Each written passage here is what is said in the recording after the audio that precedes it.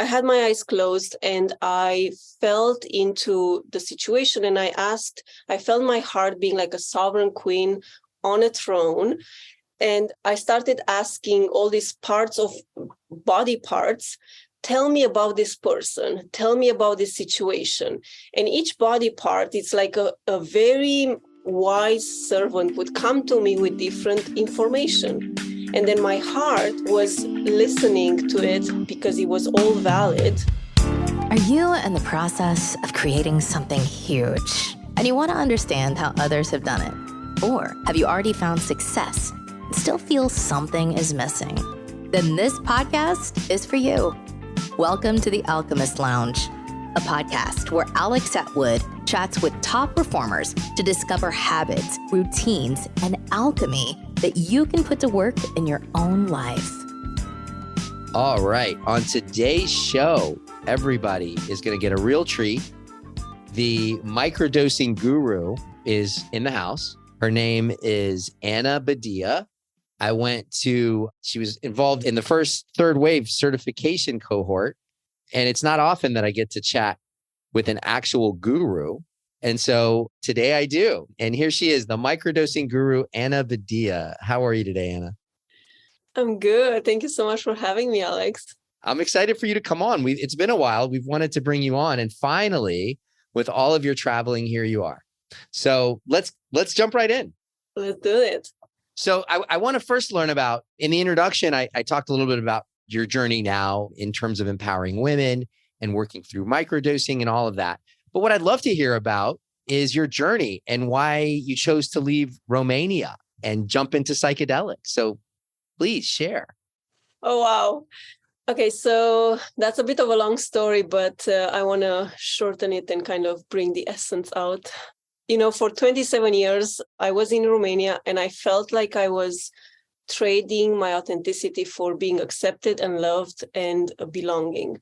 And so I tried to, please my mother. I tried to do what my friends were doing. I tried to, take the path that everyone else in Romania is doing. And it just, for some reason, I felt restless. I felt like that was not my place. And I didn't actually know what I wanted.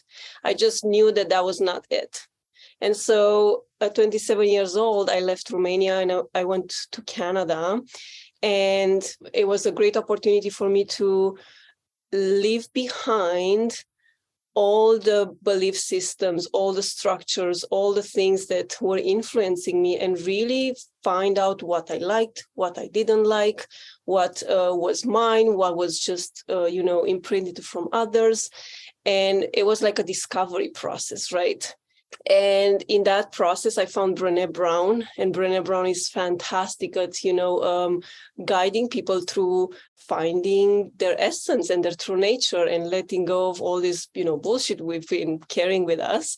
Yeah. But for some reason, I was still stuck in like old habits, old ways of being. I was still, creating codependent relationships. I was still not able to take the actions that would make me be more myself, And so when I found psychedelics 5 years ago, I was like, oh, that's exactly what I need. It's like everything I understood with Brené Brown's work and all the awareness I had kind of went into my body, and I felt what it was like to be this person that I knew I was inside.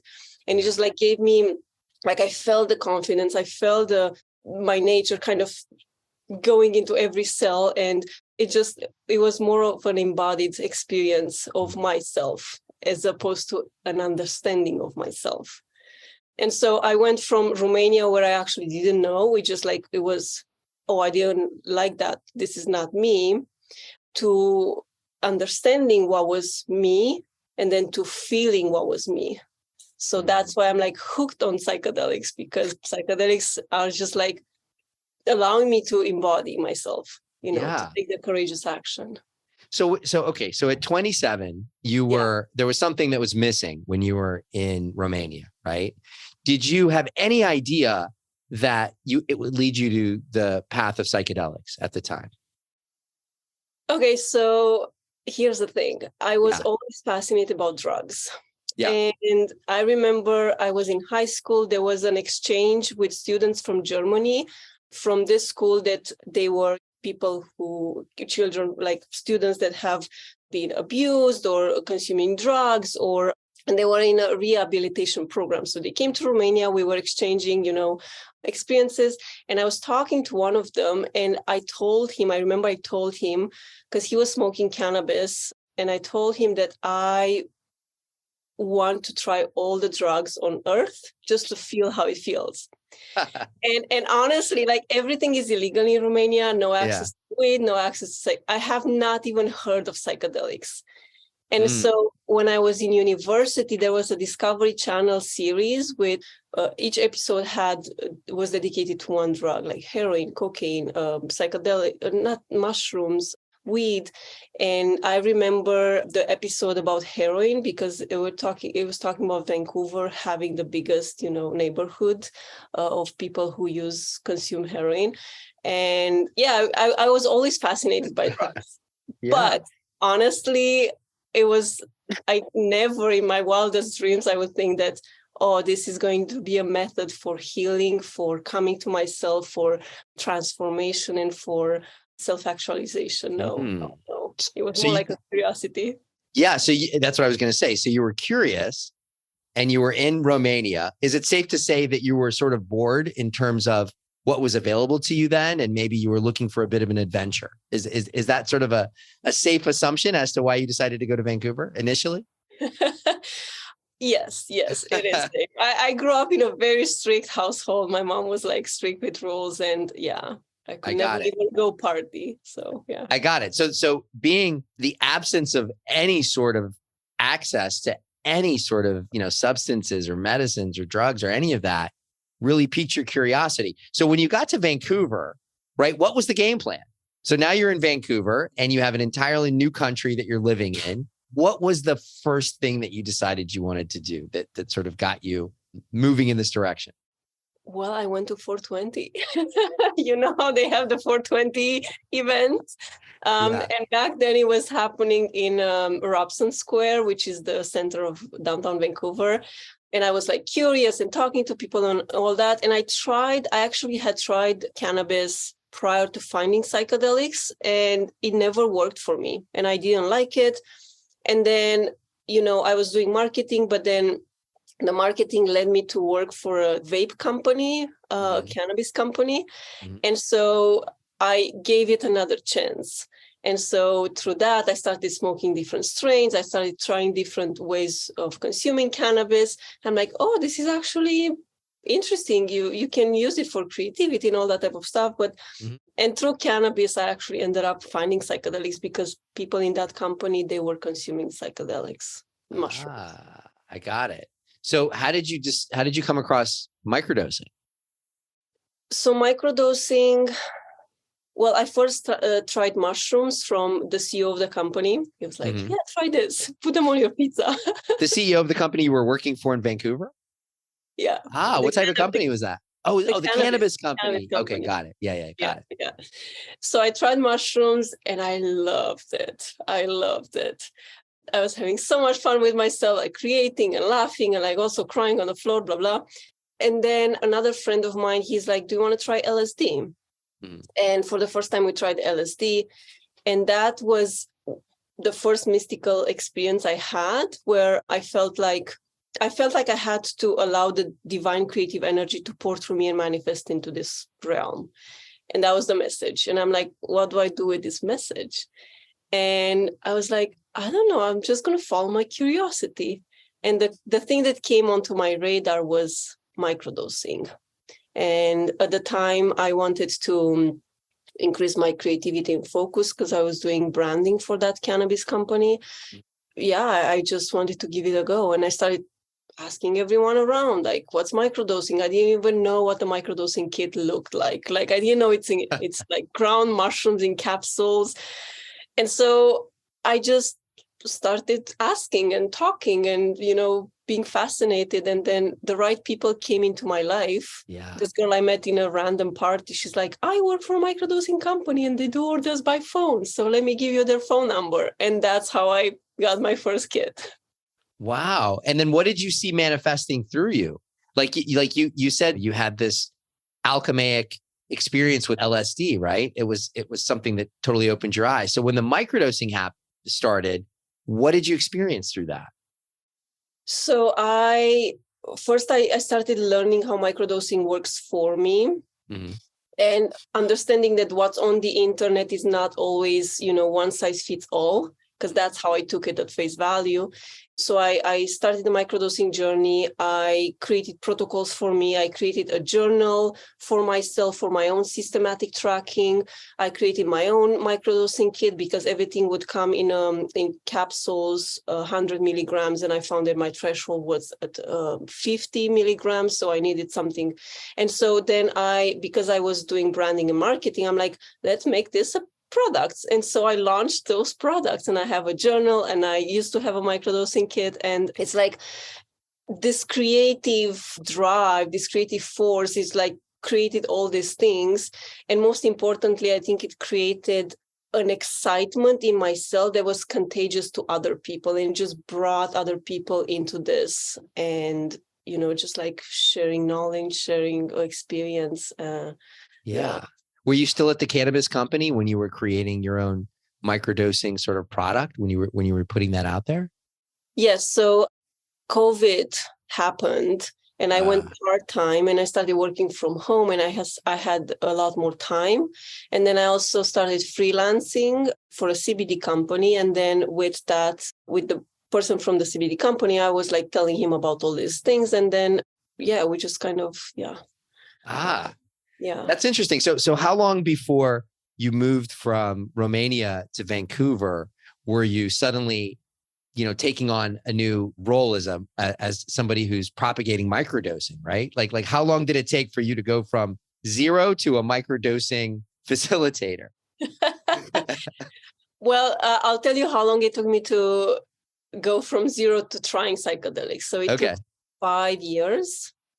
And at the mark of 5 years, it was like, my relationship fell apart, my house situation fell apart, my old job fell apart. And so all these like security pillars kind of, crumbled before my eyes, and I was terrified. And so I had to find solutions for my life. And it's like, what do I do now?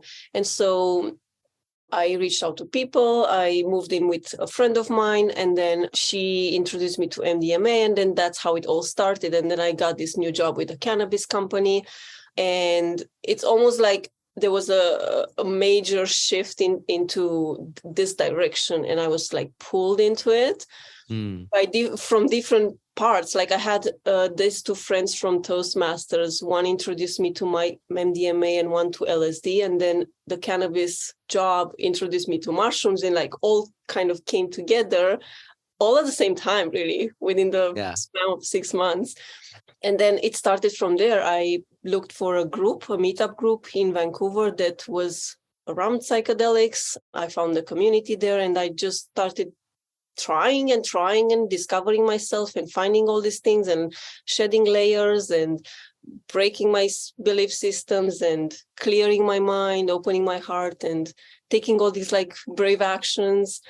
And I just, by sharing my story, I kind of was asked to guide people in this journey, as I didn't ask for it. Yeah.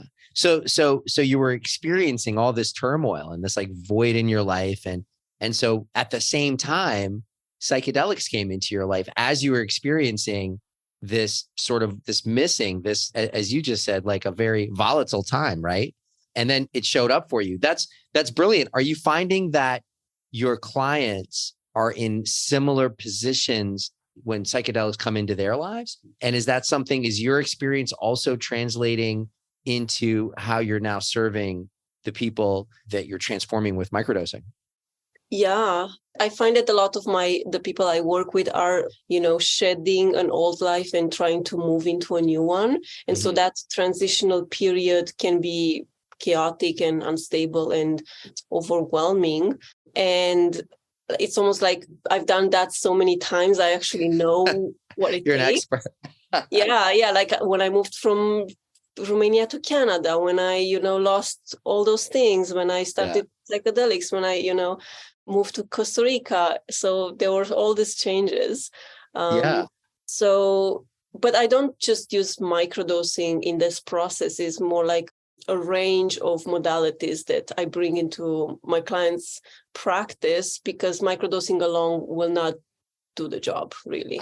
Yeah, it makes sense. And I read something about heart conversations, that you posted recently. So can you walk us through exactly what is a heart conversation and how does it help? Are you referring to the heart meditation that I did online? Yeah, exactly. That's right. The heart meditation. That's right. I'll give you a bit of a backstory how that came to me.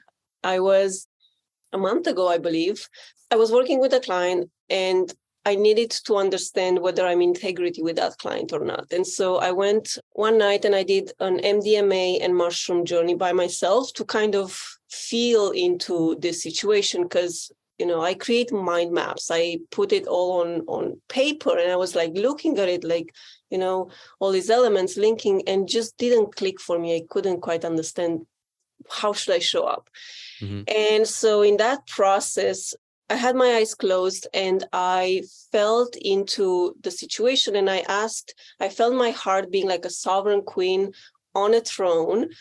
And I started asking all these parts of body parts, tell me about this person, tell me about this situation.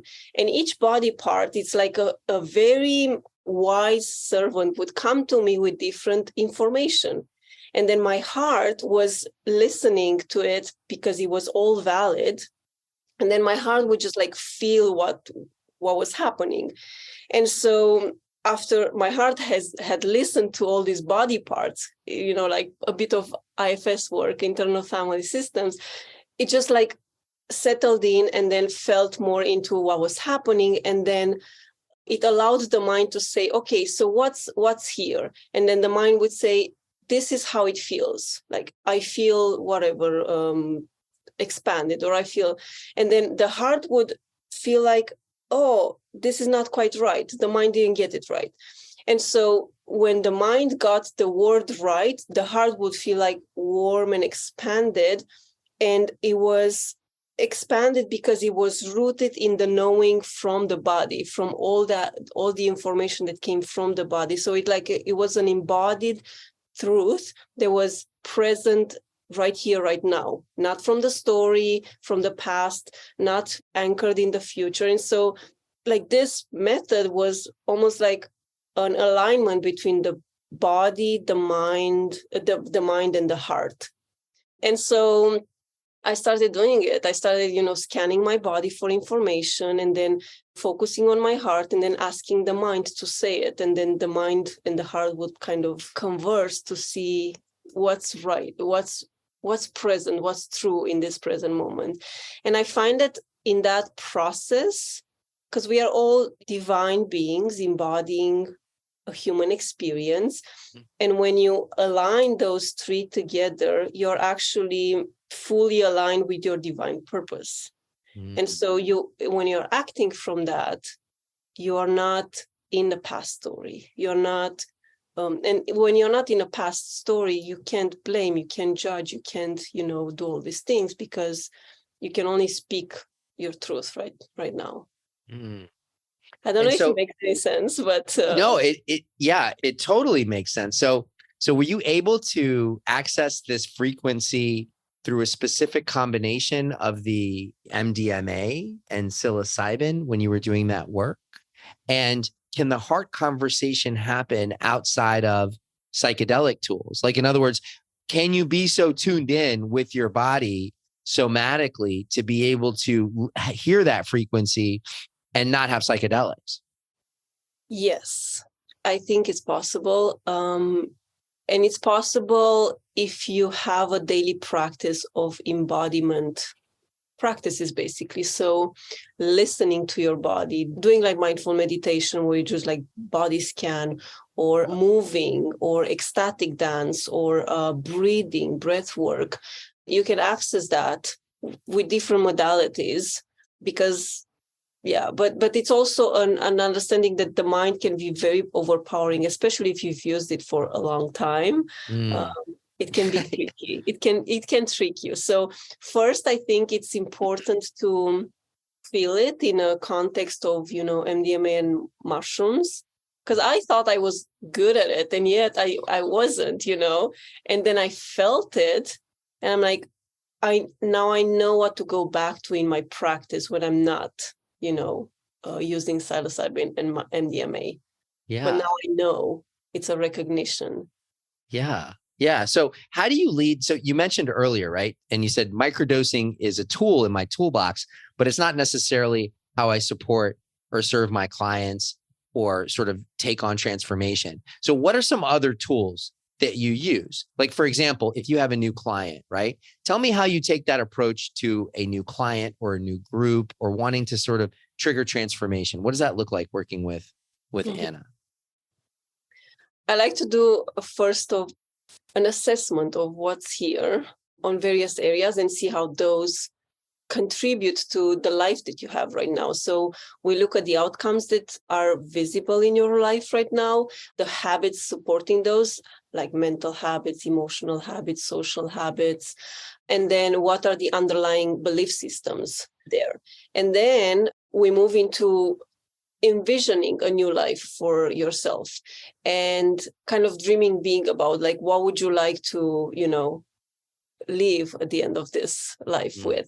What would you want people to say about you? So I have a few exercises around that. And then I use microdosing for people to either feel into their emotions if they have to process stuff, or clear their mind or get understanding from different perspectives.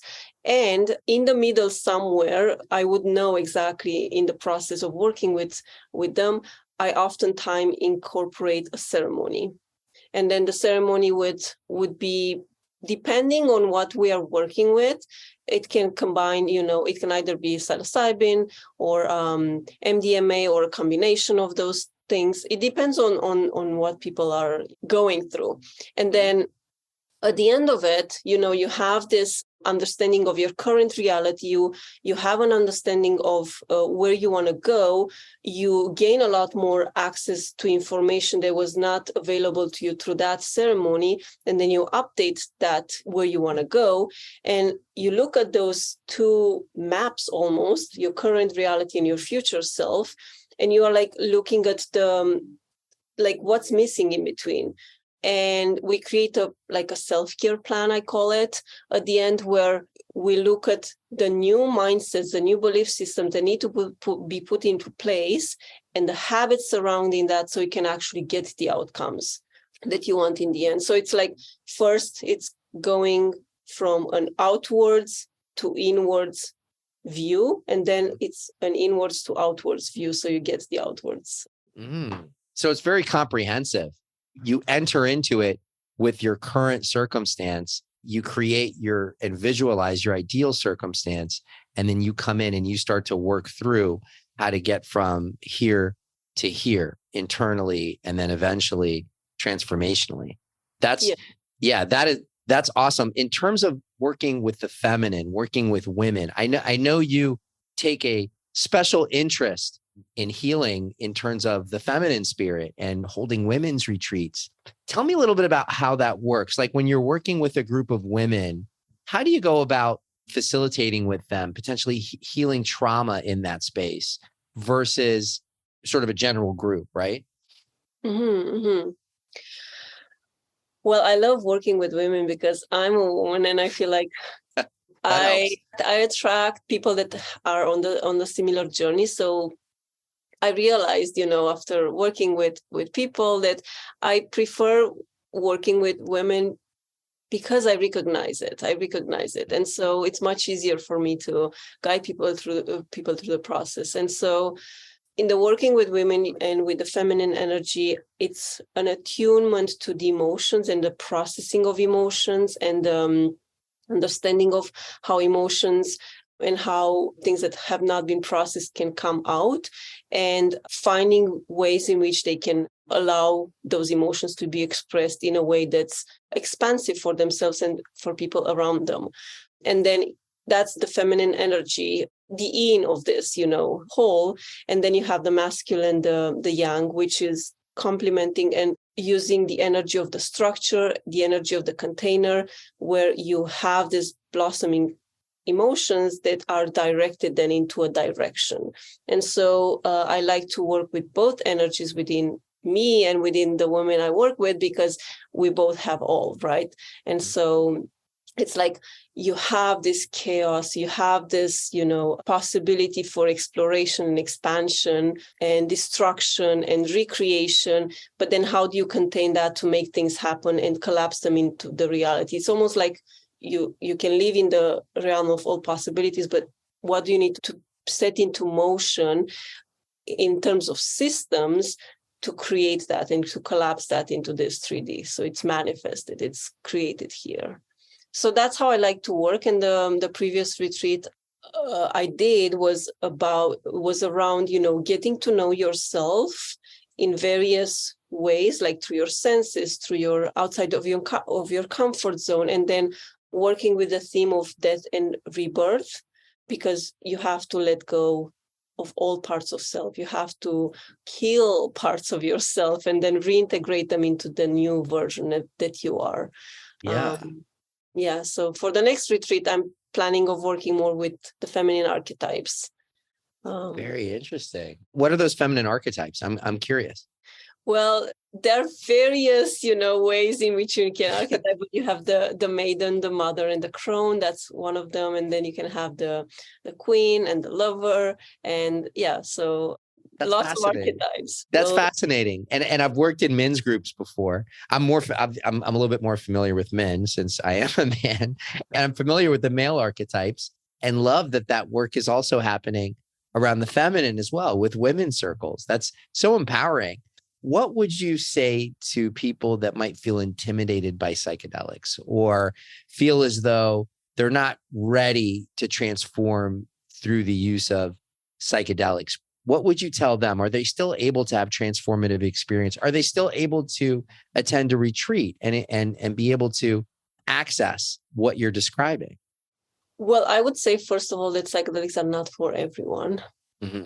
And you can start by working with yourself, doing things like breath work or doing things like that are outside of your comfort zone. That in itself is a transformational experience, identifying what you fear the most and going for that, right? Taking a step into that direction. That is transformational in itself, because it takes you out of your comfort zone. It makes you want to learn about how to optimize yourself into this new setting, right? And learn the lessons from the past, and keeping an open mind and being open to learning that you are wrong. I feel like it can bring a lot of advantages to anyone, and transformation can happen in that setting. Yeah. So there's all sorts of ways to transform, taking on challenges, doing what you feel scared, breaking through, right? And in that, consider that the way you see things may not be the way they actually are. Yes. I got it. Perfect. So what's next for you? I hear you have a retreat coming. Tell me about what the next year, 2 years looks like. What are you hoping to achieve through your practice, or what type of impact are you looking to make in the world? I think one of the things that became more evident lately is that working through life's transitions is what I'm really good at, and I want to empower and inspire people to make those decisions for themselves, and to feel like they can work through that. They can let go of the past to move into the future, and it's not scary to transition. But ultimately, what I want is for people to feel that they have the freedom of choice outside of the conditioning that they were raised in. And so I do that through being curious, or breaking their belief systems, or bringing more education, showing them that other ways in which you can live life is possible. And so the fact that I'm traveling, the fact that I'm, living, I've left Canada to move my life to Costa Rica and to create a women's retreat in the span of 6 months is like, I didn't think it was possible. And I made it a reality for myself. And I'm like, if I gave myself permission and everyone else permission to do that. And so I want to travel and co-create with others transformational experiences and learn about psychedelics and share that knowledge. And so I'm excited to go to Europe now, to Romania, and find out more about shamanistic work in Europe, like the Celtics and the Gypsies and Norse mythology and Siberia and all that. And so we'll see what comes out of it. Wow. So you're going back home to the home country and bringing all of this knowledge that you've learned. Remember, I think some of it still might not be legal there. So there may be some. It's all illegal. Yeah. So you're not stopping the risk taking, regardless of what you do. You are on the front lines of cutting edge and transformation. And you're returning to Romania an entirely different person, it feels like. Yeah. I feel like that. Yeah. I feel like that. We'll see exactly where I think I've changed and I haven't. I'll be triggered a lot probably. That's okay. But you know how to handle those triggers. Yeah, if anyone does. How exactly. to turn now I have all the tools. That's right. Turn a trigger into a transformation. I love that. This is awesome. Anna, anyone listening to you who's interested in taking part in your next retreat or who wants to learn more about your work, what's the best way for them to learn more and or get in contact with you? I'm available on Instagram at Microdosing Guru with double G, and then on my website, microdosingguru.com. And I'll have a personal website as well with my full name, AnnaMariaBadila.com. Beautiful. Awesome. Anna and I went through a third wave certification program. She's an absolute miracle worker when it comes to being present with others, when it comes to her just like pure joy around working with women or just working with people in general. And as you can see through this story, she's gone through her own journey that she can relate to when it comes through transitional periods. So thank you so much, Anna, for coming on the show. I've been waiting for this for a while. I'm glad you came on. And thanks for just holding a light up and helping not just the women of the world, but everyone to see what's available and what possibilities are out there through psychedelics or even through working within themselves. Thank you so much for having me, Alex. It was a pleasure talking to you. Yes, always, always. And we'll catch up soon. I would love that. Thanks for listening in to the Alchemist Lounge. If you enjoyed this episode and you'd like to help support the podcast, please share it with others, post about it on social media, or leave a rating and review on Apple iTunes. To catch all the latest from Alex Atwood, you can check out his website at alexatwood.co. Thanks again, and we'll catch you next time at the Alchemist Lounge.